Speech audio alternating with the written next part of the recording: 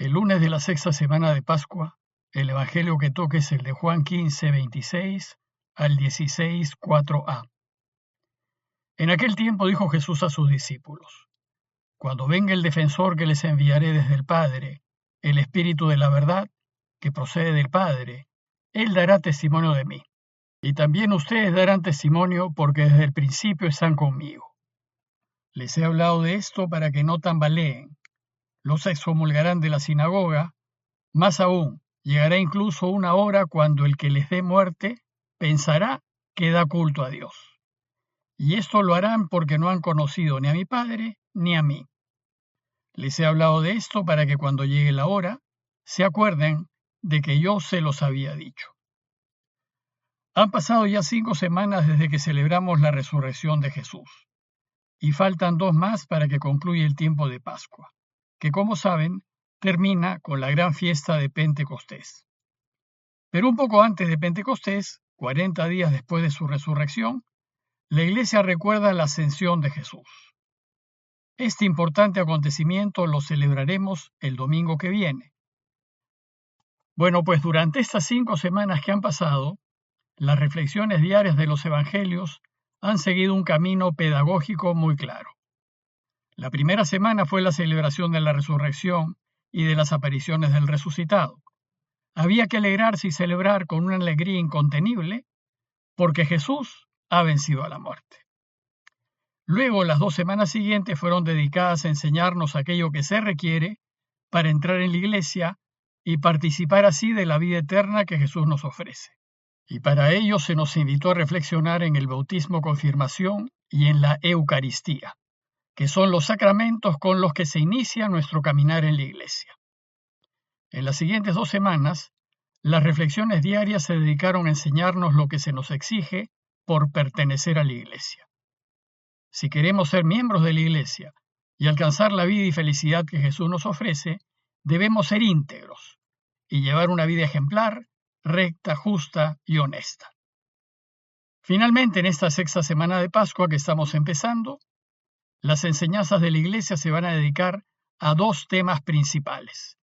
Primero, a anunciar a los discípulos la venida del Espíritu Santo, que es el regalo que Jesús dejará a sus discípulos una vez que vuelva al Padre. Y segundo, a animar y consolar a los suyos ante la inminente partida del Señor. Veamos el texto.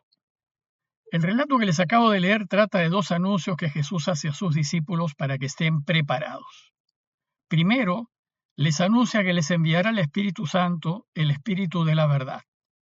Y luego les anuncia que por vivir en la verdad, ellos tendrán problemas.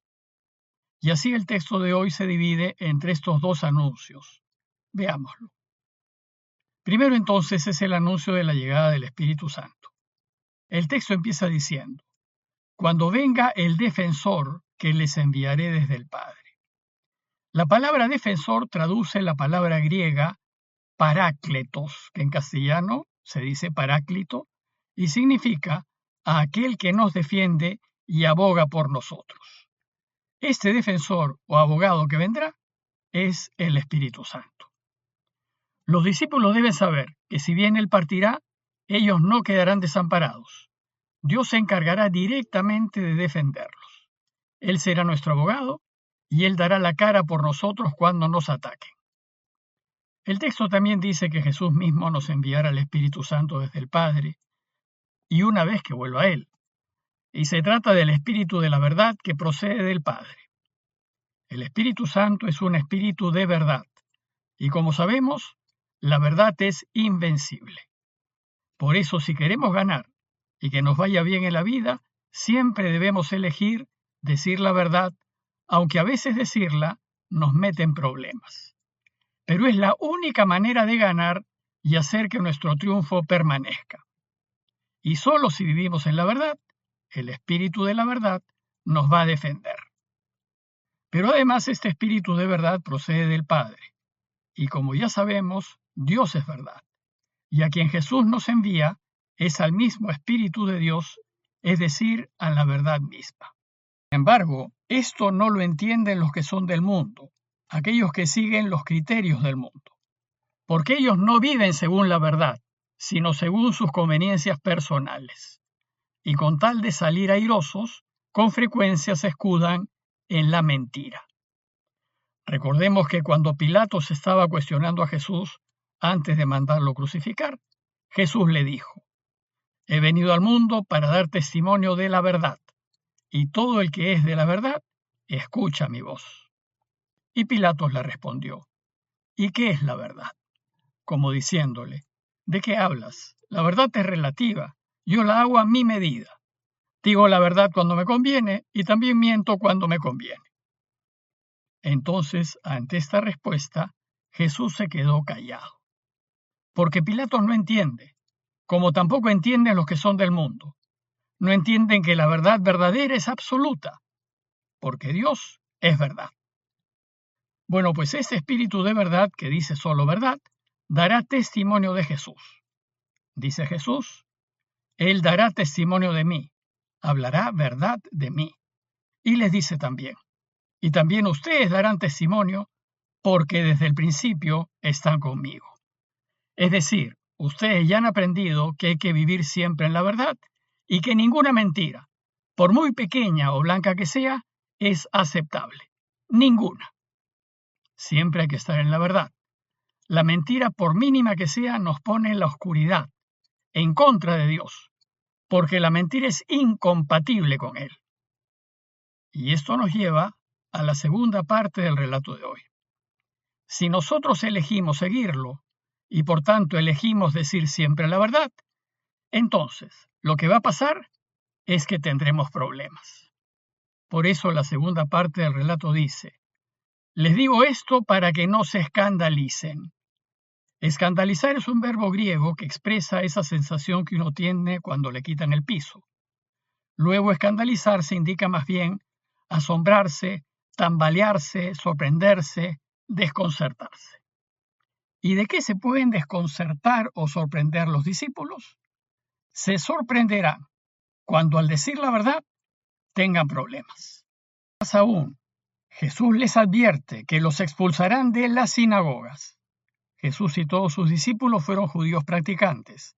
Iban a las sinagogas para conocer más la ley de Moisés, practicaban sus ritos y oraciones y observaban sus leyes, como por ejemplo el descanso del sábado. Y en los primeros años de la Iglesia, el grupo de Jesús solo se distinguió de los demás judíos porque afirmaba que Jesús era el Mesías y que había que vivir según sus enseñanzas, es decir, a la luz de la verdad y de la justicia, y que de ninguna manera debemos aceptar o aliarnos con la mentira o la injusticia. Bueno, pues, el resultado de esta postura cristiana fue que los del mundo, es decir, aquellos que viven según esos valores y que habían invadido todos los estamentos de la religión judía, se opusieron fuertemente al cristianismo porque éste vivía en la verdad. Hoy también hay muchos que se dicen católicos, incluyendo, desgraciadamente, algunas autoridades de la Iglesia, pero que no viven según los valores cristianos. Les gusta y buscan el dinero, la figuración, el placer y el poder, y no tienen reparos en mentir y cometer injusticias con tal de mantener y acrecentar su situación. Ellos, no obstante llamarse cristianos, no viven como cristianos. Viven según los valores y criterios del mundo. Y los que son del mundo no están de acuerdo con que hay que vivir siempre a la luz de la verdad, y sostendrán que hay momentos en que conviene mentir. No ha de ser así entre los verdaderos creyentes. El discípulo nunca debe mentir. En consecuencia, quienes son del mundo se van a oponer a quienes viven siempre en la verdad, pues delata su modo de proceder y les impide alcanzar sus intereses. Esta postura radical cristiana hizo que algunas autoridades judías, las que eran del mundo, hiciesen lo posible por echar a los primeros cristianos de las sinagogas. Y así, poco a poco, la Iglesia se fue separando del judaísmo hasta que llegó un momento en que se independizó y tuvo vida propia. Y algunos sostienen que esto sucedió a inicios del siglo II. Bueno, pues sucede que quienes no viven plenamente a la luz de la verdad, les molesta que les cambien, como ellos dicen, su religión.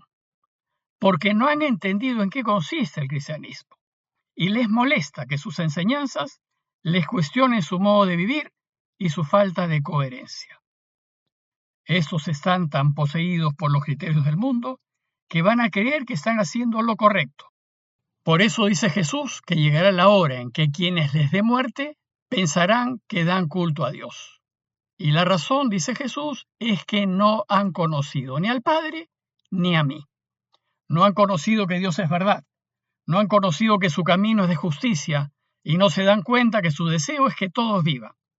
Tampoco se dan cuenta que Dios está por encima de todo rito, de toda ley y de toda norma humana, y que pone la salud y la vida por encima de toda tradición y de toda costumbre. Jesús concluye su enseñanza diciendo: les he hablado de esto para que cuando llegue la hora, es decir, la hora del rechazo y de las persecuciones, se acuerden de que yo se los había dicho. Tomen nota, les dice, y no se sorprenda que si viven en la verdad, tendrán dificultades. Pero no se preocupen, tendrán un defensor que abogará por ustedes, el Espíritu Santo. Como conclusión, los invito a revisar nuestras vidas y a preguntarnos: ¿ese Espíritu de verdad que Dios envió a los suyos vive en mí? ¿Y todo lo que hago, hasta en lo más pequeño, siempre vivo en la verdad? ¿Es vivir en la verdad aquello que funda mi vida? Pidámosle pues al Señor su ayuda para vivir como Él desea que vivamos, sabiendo que si lo hacemos, Él estará siempre de nuestro lado. Parroquia de Fátima, Miraflores, Lima.